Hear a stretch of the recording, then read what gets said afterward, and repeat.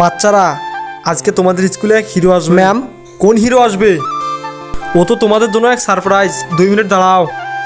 আমার তো মনে হয় সালমান খান আসবে। আমার তো মনে হয় শাহরুখ খান আসবে। মনে তো হয় ঋত্বিক রোশন আসবে। আমার তো মনে হয় কার্তিক আসবে। কার্তিক। তো বাচ্চারা, তোমরা সবাই রেডি তো হিরোকে দেখার জন্য?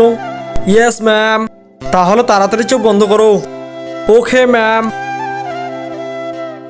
1 2 3। কি হলো তোমাদের?